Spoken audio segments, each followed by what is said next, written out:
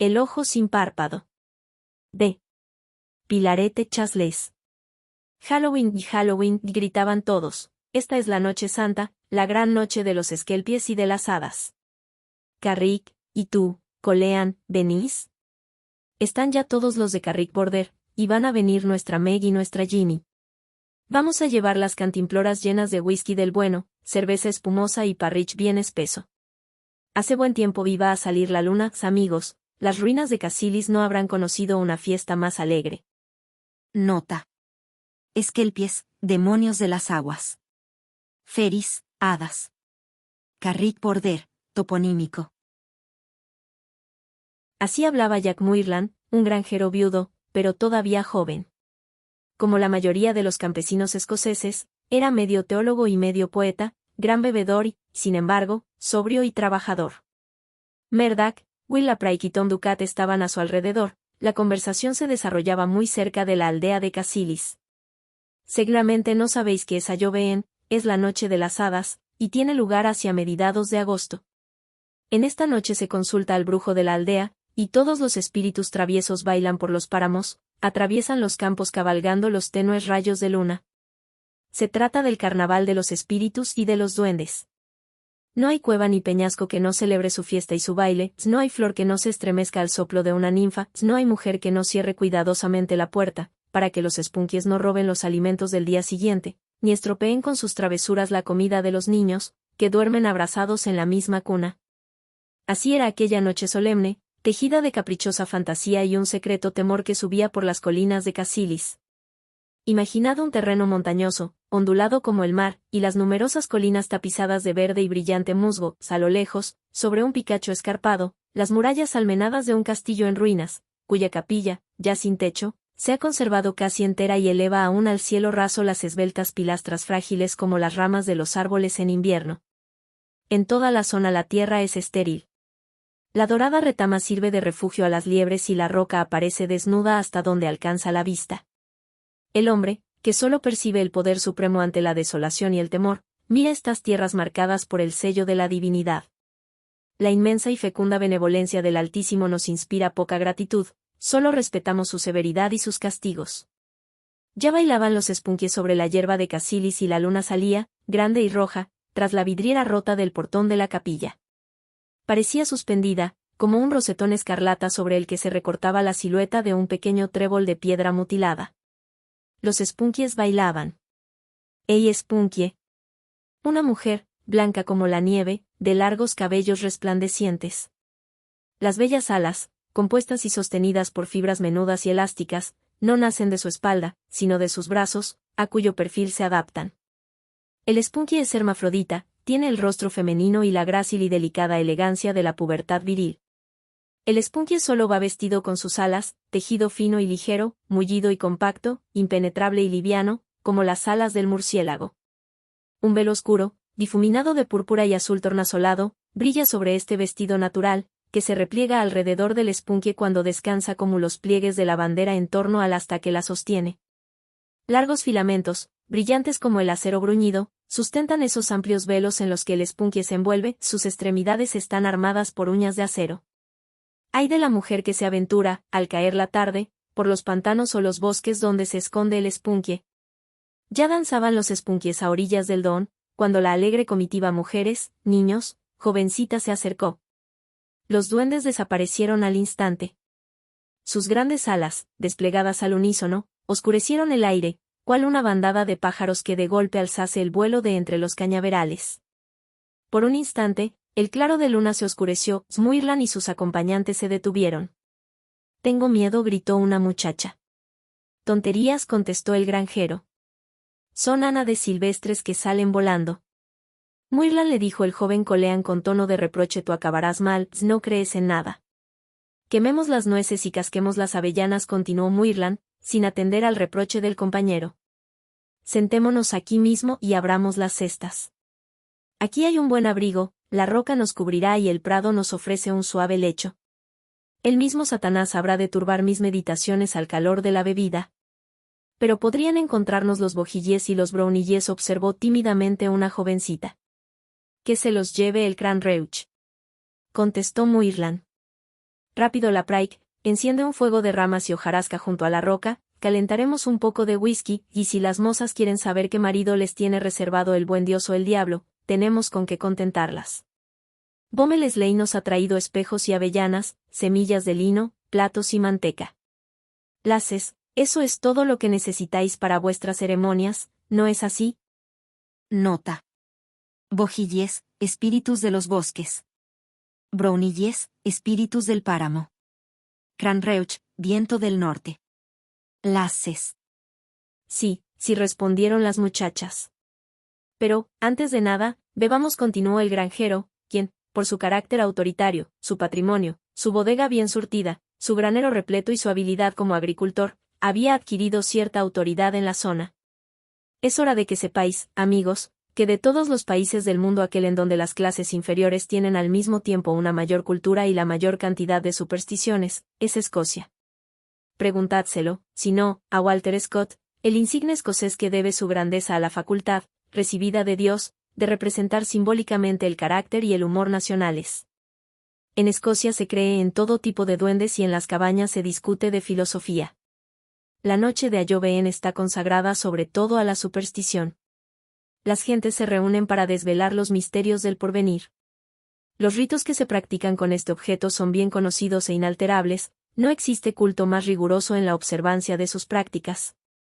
Y esta ceremonia llena de interés, donde cada uno es al mismo tiempo sacerdote y hechicero, era la meta de la excursión y la diversión nocturna a la que se dirigían los habitantes de Cassillis. Esta rústica magia tiene un encanto indescriptible. Descansa, por así decirlo, en el límite impreciso entre poesía y realidad, se comunica con los poderes infernales sin abandonar enteramente a Dios, los objetos más vulgares se transforman en sagrados y mágicos, con una espiga de grano y una hoja de sauce se crean esperanzas y temores. Quiere la tradición que los hechizos de Halloween empiecen cuanto las campanas tocan la medianoche, es la hora en que la atmósfera se llena de seres sobrenaturales, y en la que no solo los spunkies, actores principales del drama, sino todas las huestes mágicas de Escocia, vienen a tomar posesión de sus dominios. Nuestros campesinos reunidos desde las 9, pasaron el tiempo bebiendo, cantando las viejas y encantadoras baladas, en las que el lenguaje melancólico e ingenuo se entrelaza armoniosamente con el ritmo cadencioso, en una melodía que desciende a caprichosos intervalos de cuarta, con un singular empleo del cromatismo. Las jovencitas, con sus plats multicolores, con sus impecables vestidos de lana, las mujeres sonrientes, los niños, con la hermosa cinta roja anudada a la rodilla, que les sirve de liga y de ornamento, los jóvenes, cuyos corazones latían cada vez más aprisa, conforme se acercaba el momento misterioso en el que el destino sería interrogado, uno o dos ancianos, a los que la sabrosa cerveza devolvía la alegría de la juventud, todos formaban un grupo encantador, que Wilkie hubiera retratado con gozo y que hubiese alegrado las almas sensibles de Europa, sumidas en tantas tribulaciones y afanes, con la jovialidad de un sentimiento verdadero y profundo. Moirland se entregaba como ningún otro a la ruidosa alegría que subía burbujeante como la densa espuma de las cervezas y que se comunicaba a todos los demás. Era una de esas criaturas a las que la vida no consigue domar, uno de esos hombres de inteligencia enérgica que luchan contra viento y marea. Una mozuela del condado, que había unido su destino al de Moirland, murió al dar a luz después de 2 años de matrimonio, y Moirland había jurado no volver a casarse jamás. Nadie en la vecindad ignoraba la causa de la muerte de Twilcie, los celos de Moirland. Twilcie, frágil y aún casi una niña, tenía apenas 16 años cuando se casó con el granjero. Le amaba, pero no conocía su carácter apasionado, la violencia que podía animarle, el tormento cotidiano que era capaz de infligirse a sí mismo y a los demás. Jack Moirland era celoso, y la dulce ternura de su compañera no lograba tranquilizarle. Un día, en lo más riguroso del invierno, la envió a Edimburgo para alejarla del galanteo que, supuestamente, le dedicaba a un pequeño hacendado que se había empeñado en pasar el invierno en sus tierras. Todos sus amigos, incluso el sacerdote, le manifestaron su descontento y le reprocharon su conducta, él solo respondía que amaba apasionadamente a Twilcie, y que únicamente a él le correspondía juzgar qué era lo mejor para el éxito de su matrimonio.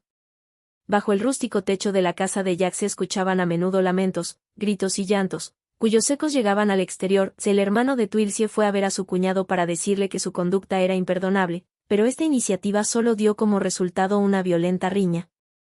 La joven iba marchitándose día tras día. Finalmente, el dolor que la consumía le arrebató la vida. Muirlan se sumió en una profunda desesperación que duró muchos años, pero como todo pasa en esta vida y porque juró permanecer viudo, fue olvidándose poco a poco de aquella de quien había sido verdugo involuntario. Las mujeres, que durante muchos años le habían mirado con horror, habían acabado por perdonarle, y la noche de Ayoveen lo encontró como fuera tiempo atrás, alegre, irónico, divertido, buen bebedor y narrador de magníficas historias, chistoso e intérprete de chispeantes apostillas, que mantenían despierto el buen humor y alargaban la reunión nocturna. Habían ya cantado todos los viejos romances épicos cuando sonaron las 12 campanadas de la medianoche, y el eco de aquel tañido se propagó en la distancia. Todos habían bebido copiosamente. Había llegado el momento de los acostumbrados ritos supersticiosos. Todos, salvo Muirlan, se levantaron. «Vamos a buscar el Cail», gritaron, «vamos a buscar el Cail». Muchachos y muchachas se esparcieron por los campos, y fueron regresando, uno tras otro, trayendo una raíz arrancada de la tierra, el Cail. Debéis arrancar de raíz la primera planta que aparezca en vuestro camino. Si la raíz es recta, vuestra esposa o vuestro marido serán apuestos y cariñosos. Si la raíz está retorcida, os casaréis con alguien de aspecto desagradable. Nota. Esta práctica está aún muy extendida en Escocia. Si ha quedado tierra adherida a las raíces, vuestro matrimonio será feliz y fecundo, pero si la raíz es delgada y está desnuda, vuestro matrimonio no durará mucho. Podéis imaginar las explosiones de risa, el jolgorio y las burlas a que daban lugar estas indagaciones conyugales. Los jóvenes se empujaban, se arrimaban unos a otros, comparando los resultados de la pesquisa, si incluso los niños más pequeños tenían su raíz. «Pobre Will Averell», exclamó Muirlan, echando una mirada a la raíz que tenía un joven en la mano. «Tu mujer será fea, la raíz que has encontrado se parece al rabo de mi cerdo». Después se sentaron en círculo, y todos probaron el sabor de la raíz. Una raíz amarga presagia un mal marido, una dulce, un marido tonto, y si la raíz es aromática, el esposo será de carácter agradable. A esta ceremonia siguió la del tap pickle. Las muchachas, con los ojos vendados, salen a coger 3 espigas. Si alguna de las 3 no tiene grano, nadie duda que el futuro marido de la joven habrá de perdonarla alguna debilidad antes de la boda. «Oh Nelly. Nelly. A tus 3 espigas les falta el tap pickle, y no has podido evitar las burlas. Es cierto que, justo ayer, la Fawcett House, o granero, fue testigo de una larga conversación entre tú y Robert Loat». Muirlan observaba sin participar en los juegos. «Las avellanas. Las avellanas», gritaron todos. Sacaron del cesto un saquito de avellanas, y todos se acercaron al fuego que habían mantenido encendido todo el tiempo. La luna brillaba resplandeciente. Cada uno cogió su avellana. Se trata de un rito célebre y venerable. Se forman las parejas, y cada avellana lleva escrito el nombre de la persona que la ha elegido. Se meten en el fuego, al mismo tiempo, la avellana que lleva el nombre de la novia y la propia. Si las 2 avellanas arden tranquilamente, una junto a otra, habrá una unión larga y placentera, pero si al arder, estallan y se separan, habrá discordia y desunión en el matrimonio. A menudo es la muchacha quien deposita en el fuego la imagen a la que está unida su alma. ¿Y cuál no será su dolor, cuando se produce la separación, y el futuro esposo se precipita, chisporroteando, lejos de ella? Ya había dado la una, y los campesinos no se cansaban de consultar los místicos oráculos. El temor y la fe que los acompañaban revestían los conjuros de un embrujo desconocido. Los espunquies empezaban a moverse de nuevo por entre los juncos. Las muchachas temblaban. La luna, ya alta en el cielo, se escondió tras una nube. Se llevaron a cabo la ceremonia de los guijarros, la de la vela y la de la manzana, grandes conjuros que no desvelaré. Willie Maille, una de las jóvenes más hermosas, hundió su brazo 3 veces en las aguas del Don, exclamando: «Mi futuro esposo, mi desconocido marido, ¿dónde estás? Aquí tienes mi mano». 3 veces repitió el conjuro, y entonces la oyeron lanzar un grito. «¡Ay, pobre de mí! El espunquie me ha cogido la mano», gritó. Todos se acercaron atemorizados, solo Muirlan no sentía miedo.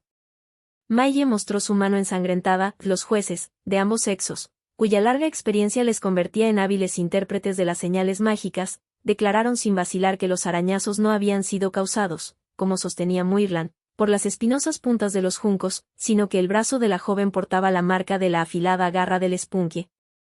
Y todos reconocieron que aquello significaba que la sombra de un marido celoso había de pesar sobre el futuro de Maille. El granjero viudo había bebido, quizá, un trago de más. «Celoso», exclamó, «celoso». Le parecía advertir en la declaración de los compañeros una malévola alusión a su desgracia. Yo continuó vaciando de un trago una cantimplora llena de whisky hasta el borde. Preferiría 1000 veces casarme con el Spunkie que volverme a casar otra vez. Sé lo que es vivir encadenado, tanto valdría vivir prisionero en una botella con una mona, un gato o el verdugo por compañero. Yo tenía celos de mi pobre Twilcie, quizá estaba equivocado, pero decime. ¿Cómo habría podido no tenerlos? ¿Qué mujer no debe ser continuamente vigilada? No dormía por las noches, no la dejaba un momento sola durante el día, no cerraba los ojos ni un momento. El negocio de la granja marchaba mal, todo se desmoronaba. La misma Twilcie languidecía ante mis ojos. Que se lo lleve el diablo, al matrimonio. Algunos reían, otros guardaban silencio escandalizados. Todavía quedaba el último y más temible de los conjuros, la ceremonia del espejo. Sosteniendo una vela en la mano, uno debe colocarse ante un pequeño espejo, se sopla 3 veces sobre el cristal y se seca otras tantas, repitiendo, aparece, marido mío, o bien, aparece, esposa mía. Entonces, por encima del hombro de quien interroga al destino aparece una figura, que se refleja claramente en el espejito, es la de la esposa o la del marido así invocado. Nadie, tras lo sucedido a Maille, se atrevía a desafiar de nuevo a las potencias sobrenaturales. El espejo y la vela estaban ya preparados, pero nadie parecía tener la intención de utilizarlos. Se escuchaba el murmullo del don por entre los cañaverales. La larga cinta de plata, que temblaba sobre las aguas a lo lejos, parecía, a los ojos de los aldeanos, el rastro centelleante de los Spunkies, o el de los espíritus de las aguas, la yegua de Muirland, la pequeña yegua de los Highlands de cola negra y pecho blanco, relinchaba con todas sus fuerzas, delatando así la proximidad de un espíritu maligno. El viento se volvía helado y los tallos de los juncos se agitaban con un largo y triste susurro. Las mujeres empezaron a hablar del regreso, y no escatimaron buenas razones, ni reproches para los maridos y hermanos, ni advertencias sobre la salud de los padres, en fin, toda esa elocuencia doméstica a la que nosotros, reyes de la naturaleza y del mundo, nos sometemos con facilidad. ¿Y bien? ¿Quién de vosotros se atreve con el espejo?, exclamó Muirland. No hubo respuesta. Bien poco valor tenéis, continuó el granjero. Os echáis a temblar con los sauces en cuanto sopla un poco el viento. Yo bien lo sabéis, no me quiero volver a casar, porque quiero dormir, y mis párpados se niegan a cerrarse cuando estoy casado, así que no puedo empezar el conjuro. Lo sabéis tan bien como yo. Pero finalmente, puesto que nadie quería coger el espejo, Jack Muirland se hizo cargo de él. Os daré ejemplo, y sin vacilar, agarró el espejo, se encendieron una vela, y Muirland pronunció valerosamente las palabras del conjuro. Aparece, pues, esposa mía. De pronto, una pálida imagen, de cabellos rubios resplandecientes, apareció por encima de su hombro. Muirland se sobresaltó, se volvió, por si hubiera alguna joven detrás de él para simular la aparición. Pero ninguna había simulado al espectro, el espejo se deslizó de sus manos y se rompió, pero detrás de su hombro aparecía aún el rostro blanco de cabellera resplandeciente. Muirland lanzó un grito y cayó de bruces al suelo. Teníais que haber visto entonces a los habitantes de la aldea huir desordenadamente, como hojas arrastradas por el viento, en el lugar donde, poco antes, todos se habían abandonado a sus pueblerinas diversiones. No quedó nada, salvo los restos de la fiesta, el fuego casi apagado, jarros y cantimploras vacías, y Muirland tendido en el suelo. Los Spunkies y su cortejo regresaban ahora en tropel, y el temporal, que ya estaba en el aire, unía a sus cánticos misteriosos, el largo ulular que los escoceses llaman de forma pintoresca, sug. Muirland, irguiéndose, miró una vez más sobre su hombro, allí estaba aquel rostro. Sonreía al granjero sin decir una palabra, y Muirland no conseguía descubrir si aquella cabeza pertenecía a un cuerpo, ya que solo aparecía cuando se daba la vuelta. Muirland tenía la boca seca, y sentía su lengua helada pegada al paladar. Haciendo acopio de todo su valor, intentó entablar conversación con aquel ser infernal, pero en vano, solo con ver las pálidas facciones, los encendidos rizos, le temblaba todo el cuerpo.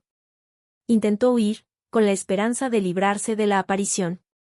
Había saltado sobre la pequeña yegua blanca, y tenía ya el pie en el estribo, cuando probó por última vez, pero el temor le venció.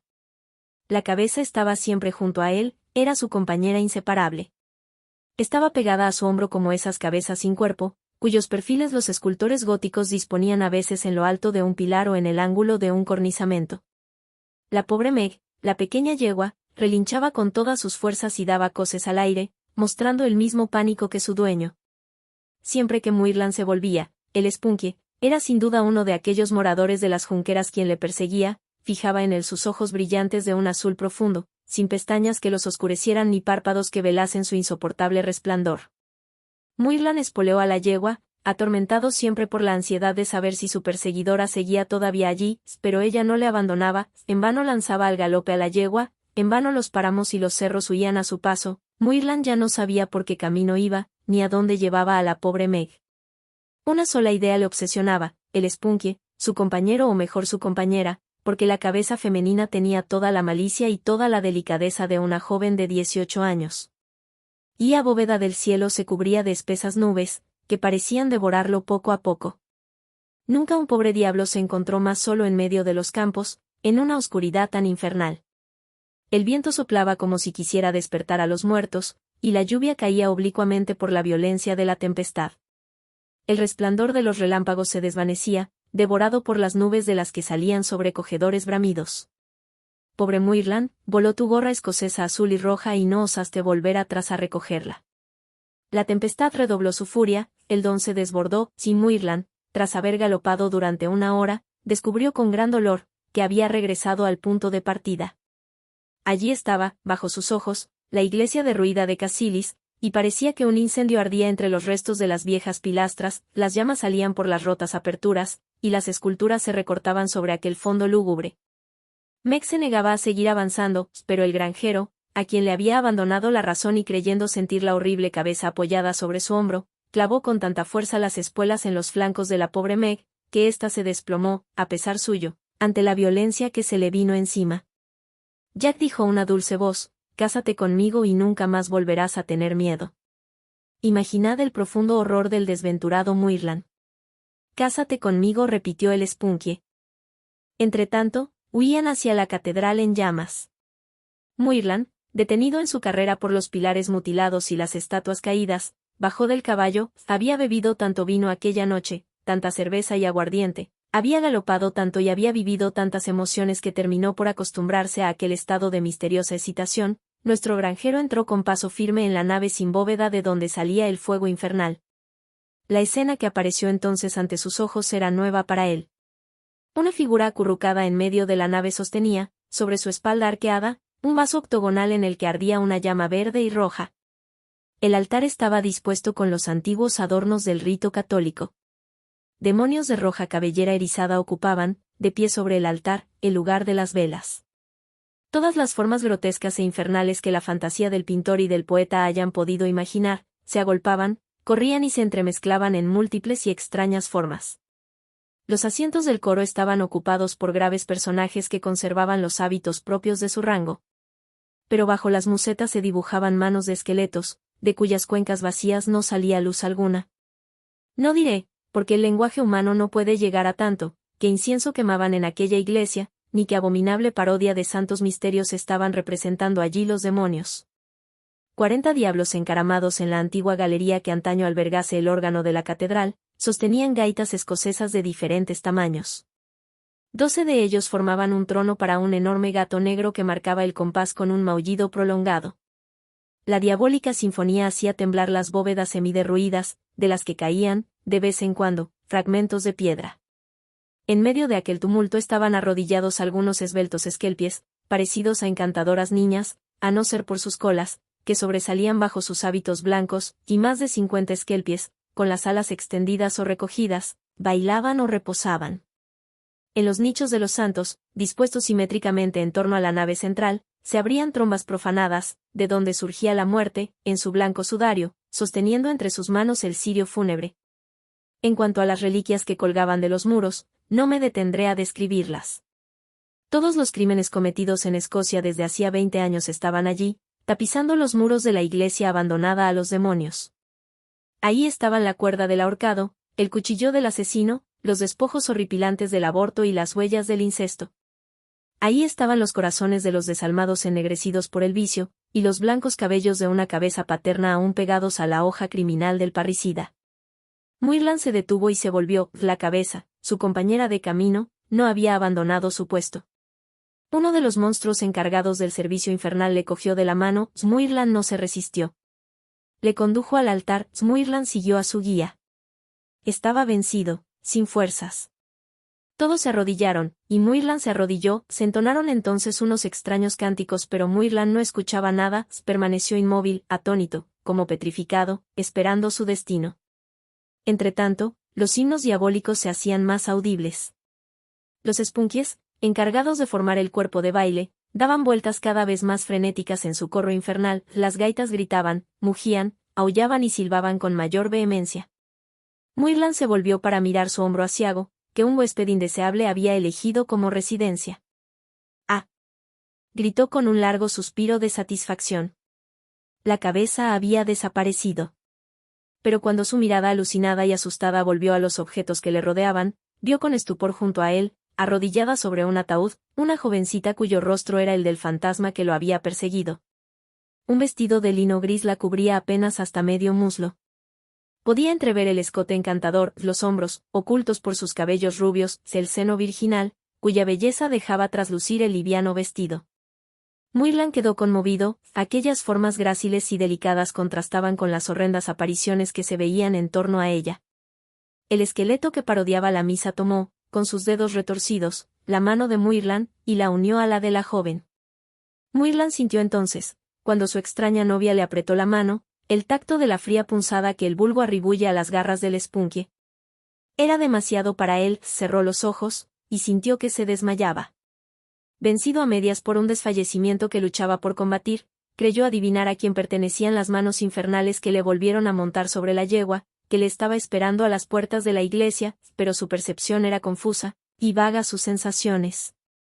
Como cualquiera puede imaginar, semejante noche dejó sus huellas en Muirland. Se despertó como si saliese de un letargo, y se sorprendió al comprender que estaba casado desde hacía algunos días. Después de la noche de Ayoveen había viajado a las montañas y había llevado consigo a una joven esposa, que ahora yacía junto a él, en el viejo lecho de la granja. Se frotó los ojos y creyó estar soñando. Luego quiso contemplar a la que, sin saberlo, había elegido y que ahora era la señora Muirland. Era ya de día. Qué graciosa era la esposa. Qué dulce luz había en su amplia mirada. Qué esplendor en aquellos ojos. Sin embargo, Muirland se sentía atrapado por la extraña luz que emanaba de aquella mirada. Se acercó a ella. Para su sorpresa, su esposa, o así le pareció a él, no tenía párpados. Grandes pupilas de azul profundo se dibujaban bajo el oscuro arco de las cejas, cuyo trazo era admirablemente sutil. Muirland suspiró. El recuerdo vago del spunkie, de la carrera nocturna y de la espantosa boda en la catedral, volvió de golpe a su mente. Observando más de cerca a su nueva esposa, le pareció descubrir en ella todos los rasgos característicos de aquel ser misterioso, aunque modificados, y algo suavizados. Los dedos de la joven eran largos y delgados, las uñas blancas y afiladas, los cabellos caían hasta el suelo. Permaneció como abstraído en una fantasía. No obstante, los vecinos le comunicaron que la familia de la joven vivía en los Highlands, que al terminar la boda había sufrido una fiebre altísima, y que no debía sorprenderse si el recuerdo de la ceremonia se había borrado de su mente, aún convaleciente, y que muy pronto se portaría mejor con la joven, ya que era graciosa, dulce y muy buena ama de casa. Pero si no tiene párpados, exclamó Muirland. Los vecinos se reían de él y decían que la fiebre no le había abandonado todavía. Nadie, salvo el granjero, advertía aquella extraña característica. Llegó la noche. Para Muirland era su noche de bodas, ya que, hasta aquel momento, estaba casado solo de nombre. La belleza de su esposa le había enternecido, aunque él la viese sin párpados. Se prometía, pues, una y otra vez, vencer su miedo y gozar del singular regalo que el cielo o el infierno le habían enviado. Pedimos ahora al lector que nos conceda las ventajas y ardides propios de la novela y de la fábula, y que nos permita omitir los detalles de los primeros acontecimientos de la noche. No diremos lo hermosa que estaba la bella Spelle, tal era el nombre de la esposa, ataviada para esa noche. Muirland se despertó, soñando que la luz del sol iluminaba de golpe la habitación donde estaba el lecho nupcial. Deslumbrado por los rayos ardientes, se alzó sobresaltado, y vio los ojos de su esposa fijos tiernamente en él. ¡Diablos! pensó, dormir ahora es una verdadera ofensa a su belleza. Así pues, alejó el sueño y susurró a Spelle tiernas frases de amor, a las que la joven montañesa respondió como mejor pudo. Spelle no había dormido aún cuando llegó la mañana. ¿Y cómo podría dormir?, se preguntaba Muirland, si no tiene párpados. Y su pobre mente volvía a caer en un abismo de dudas y temores. Salió el sol. Muirland estaba pálido y abatido. La señora Muirland tenía los ojos resplandecientes como nunca. Pasaron la mañana paseando por las orillas del Don. La joven esposa era tan encantadora, que el marido, a pesar de la extrañeza y de la fiebre que aún tenía, no podía contemplarla sin sentir admiración. Jack, le dijo ella, te amo como tú amabas a Twilcie, todas las jóvenes de los alrededores me envidian, así pues, habrás de estar alerta, amor mío, porque me sentiré celosa y te vigilaré de cerca. Los besos de Muirland cerraron su boca, pero las noches se sucedían, y en lo más profundo de cada noche, los ojos resplandecientes de Spelle arrancaban al granjero de su sueño, el vigor de Muirland declinaba. Pero amor mío, preguntó Jack a su mujer, ¿es que no duermes nunca? ¿Dormir yo? Sí, dormir. Desde que estamos casados creo que no has dormido un solo instante. En mi familia no se duerme nunca. Y sus pupilas azules parecían brillar aún más. No duerme, exclamó Muirland, desesperado. No duerme. Y se dejó caer de nuevo, exhausto y espantado, sobre la almohada. No tiene párpados, no duerme jamás. Repitió. No me canso de mirarte, respondió Spelle, y te vigilaré muy de cerca. Pobre Muirland. Los hermosos ojos de su esposa no le concedían reposo, eran, como diría el poeta, estrellas eternamente encendidas para deslumbrarlo. Se compusieron en el condado más de 30 baladas que celebraban los bellos ojos de Spelle. En cuanto a Muirland, un día desapareció. Habían transcurrido 3 meses, el suplicio que había sufrido había arruinado su vida y apurado su sangre, sentía que aquella mirada de fuego le consumía. Cuando regresaba del campo, cuando permanecía en casa, cuando iba a la iglesia, siempre estaba a merced del terrible rayo resplandeciente, que penetraba hasta lo más hondo de su ser y que le sobrecogía de terror. Terminó por odiar el sol y huir del día. El suplicio que había destruido a la pobre Twilcie, se había convenido en el suyo, la inquietud espiritual que había hecho de él el verdugo de su primera y joven esposa, y que los hombres llamaban celos, se había transfigurado en el ojo escrutador, imposible de eludir, que le perseguía constantemente, siempre los celos, pero transformados en imagen palpable, en el prototipo de la sospecha. Muirland abandonó la granja, abandonó sus tierras, cruzó el mar y se adentró en los bosques de América del Norte, donde muchos de sus compatriotas habían fundado pueblos y construido un hogar acogedor.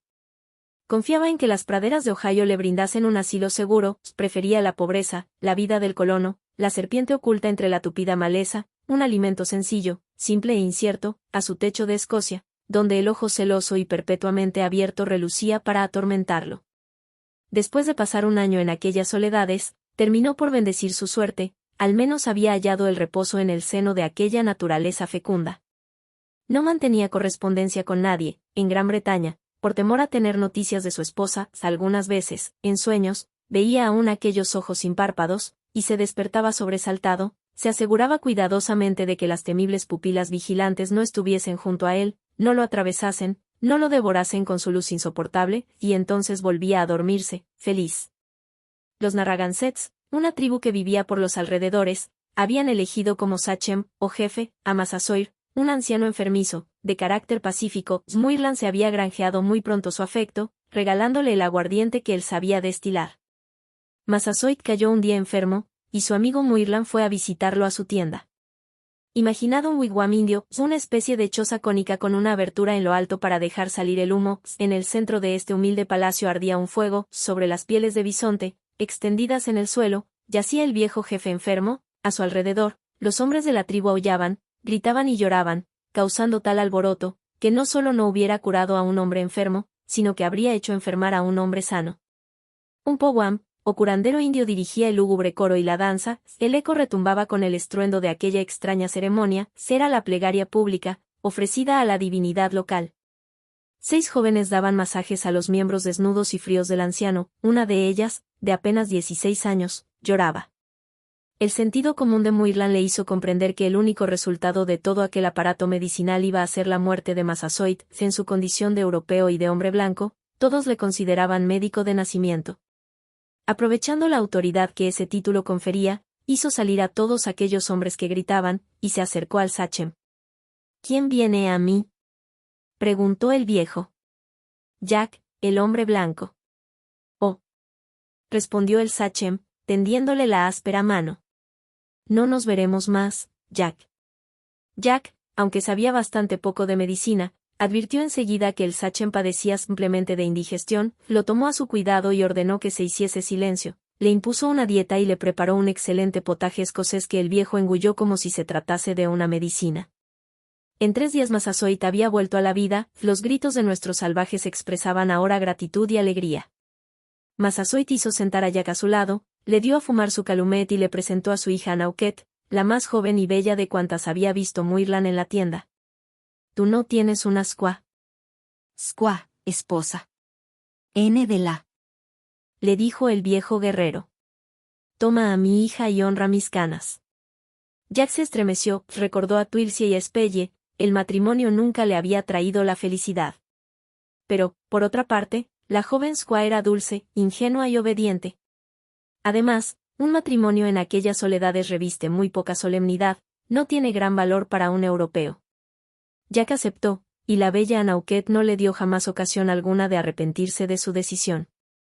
Un día, el 8º desde su unión, navegaban por el Ohio, en una bella mañana de otoño. Jack llevaba su fusil de caza. Nauket, acostumbrada a estas expediciones propias de la vida en los bosques, ayudaba y servía a su marido. El tiempo era magnífico, las orillas del río ofrecían parajes deliciosos a los amantes. Jack había tenido buena caza, de repente, una pintada de espléndidas alas atrajo su atención, apuntó, la hirió, y el pájaro, herido de muerte, cayó gimiendo, en medio de la espesura. Moirland no quería perder una pieza tan magnífica, varó la canoa y corrió en busca del pájaro herido. Batió en vano muchos matorrales, pero su obstinación de escocés le empujaba siempre más hacia el corazón del bosque. Muy pronto se halló en uno de esos verdes claros naturales que se hallan en los bosques de América, rodeado de árboles de gran altura. Entonces un fulgor atravesó el follaje y llegó hasta él. A Moirland le dio un vuelco el corazón, el rayo le quemaba, aquella luz insoportable le obligaba a bajar la mirada. El ojo sin párpado estaba allí, eternamente vigilante. Spelle había atravesado el océano, había encontrado el rastro de su marido y le había seguido de cerca, había mantenido su palabra, y sus celos terribles aplastaban ya a Moirland con sus justos reproches. El hombre corrió hacia el río, seguido por la mirada del ojo sin párpado, vio la onda clara y pura del Ohio y se lanzó a ella, empujado por el terror. Este fue el fin de Jack Moirland, tal y como se halla en una leyenda escocesa que las viejas cuentan a su manera. Se trata de una alegoría, afirman, y el ojo sin párpado es el ojo, siempre vigilante, de la mujer celosa, el más espantoso de los suplicios.